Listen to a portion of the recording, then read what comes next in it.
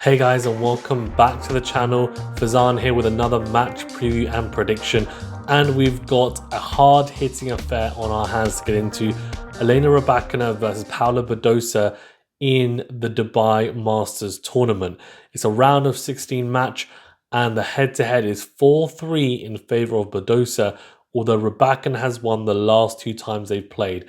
We're going to get into it, and of course I'll ultimately give you guys my winner.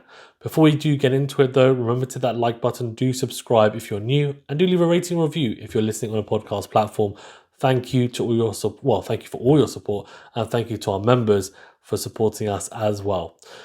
Okay, let's get into it then. So as I mentioned, the head-to-head is 4-3 in favor of Badosa, but I say recent, but 2023 matches didn't go her way. Rybakina beat her at Indian Wells and Miami, so in quick succession. Before that, they played in 2022, 2021, etc. But they haven't played since Miami in 2023. So almost 2 years. As we know, Miami and Indian Wells are coming up very soon in a month or so.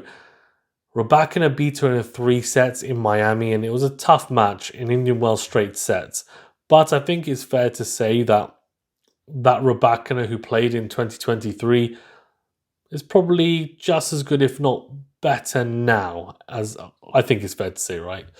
For Badosa, I think she's arguably, after the Australian Open anyway, and during the Australian Open, she was playing some of her best tennis. I think her best tennis ever. And when I say her best tennis ever, I think the best tennis of her career to date. But since the Australian Open, it hasn't been plain sailing for her. She's struggled, I think, with form. Post-Australian Open, lost to Noskova in straight sets in Abu Dhabi, and it wasn't close. It was very convincing for the Czech player.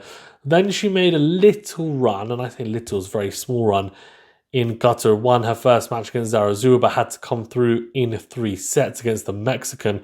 Then lost, in fairness, to the eventual champion Amanda Anisimova 6-4, 6-3. But as I said, it hasn't been plain sailing. For Rybakina, we know there's been a lot of noise around her in terms of her coaching situation, with Vukov ultimately now being suspended for a year due to, well, not due to allegations, but due to confirmed reports of, let's say, misbehavior, I think, on tour, and mainly towards Rybakina. She has a new coach, and she looked very good against Uchima in her second round match, as she had a bye, and it was a very comprehensive performance. Similarly, to be fair, Badosa also looked very good against Lulu Sun and Elise Mertens in her first and second round matches respectively. For Rybakina, she'll take confidence from the previous 2 meetings between the two. And one thing that's quite interesting about this matchup is they're both relatively similar players. They both have big serves. They both rely on baseline power, and neither player is particularly comfortable. Well, I say comfortable, but maybe not. Comfortable isn't the right word. Neither player is very willing to come forward to the net. They'd rather they finished off the point from the baseline, whether that's enforcing an error, forced error, or hitting a winner. So, we might not see much net play, although one thing I will say, and I saw it from Rybakina against Uchima, and I'm hoping, and I'm thinking she should do this against Badosa. At times she was coming forward to the net, mainly off her own service games, when she hit a really, really big booming first serve into a corner, hit a spot or a body serve, got the short ball, and then thought, okay, I'm going to hit an aggressive approach shot and I'll come to the net. And sometimes it was a winner, sometimes she had to hit a volley. But on the rare occasions she did do it against a Japanese player, it was very effective. Now, Badosa is similar. She wants to finish off points from the back of the court. She's not a bad volleyer, and neither is Rybakina. And I actually personally think that both players should be coming to the net more with the power they possess and with the serves that they possess. But it's not as trendy, I think, on the WTA tour as it is on the ATP tour right now in terms of coming to the net a lot. There's not a lot. I don't think there's as many players on the women's tour that are really utilising net play in comparison. There are some players, of course, but it's just not as commonplace, in my opinion. These are two players I think could really benefit from coming forward to the net. In terms of how the match might play out, well, I think actually the biggest thing for me is the serve return dynamic. Both players we know have ability off the ground, for forehand and backhand wing. I actually think Rybakina's backhand line is just unreal, and her backhand return is arguably better than her forehand return.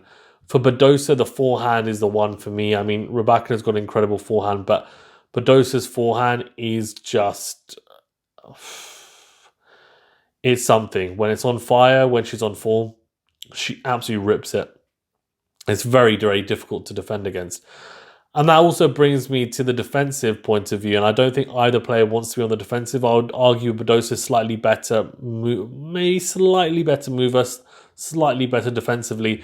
But then at the same time, I think Rybakina has a little bit more in her lock when it comes to, as the Americans would say, offense.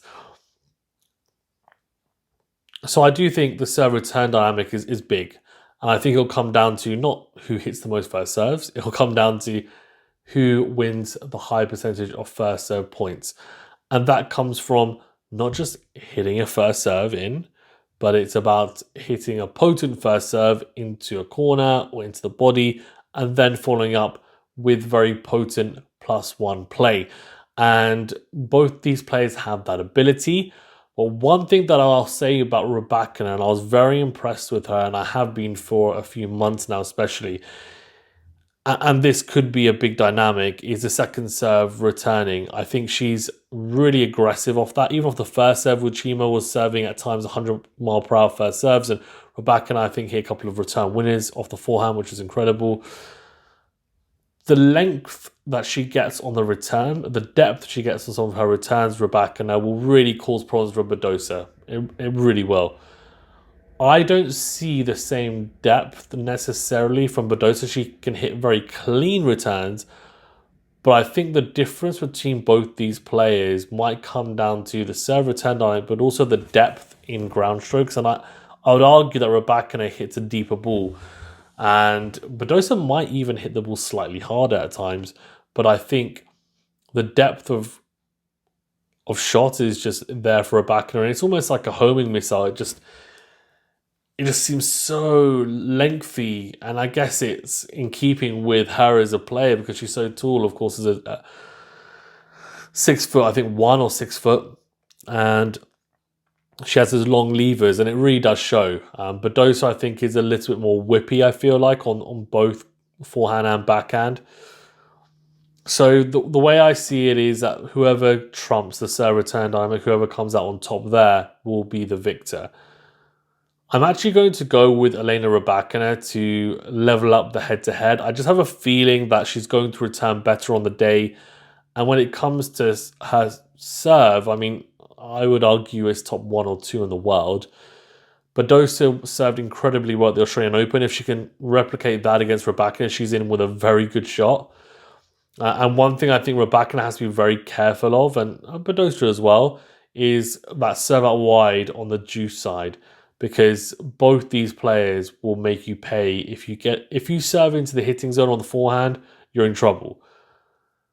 My prediction is going to be 3 sets. Both these players, and well, whenever they've matched up, it's tended to be, and quite often been, a 3-set match. So I'll go for Rybakina in 3 sets. Let me know in the comment section below who you think is going to win and why. And I'll see you in the comment section. Thanks very much, guys.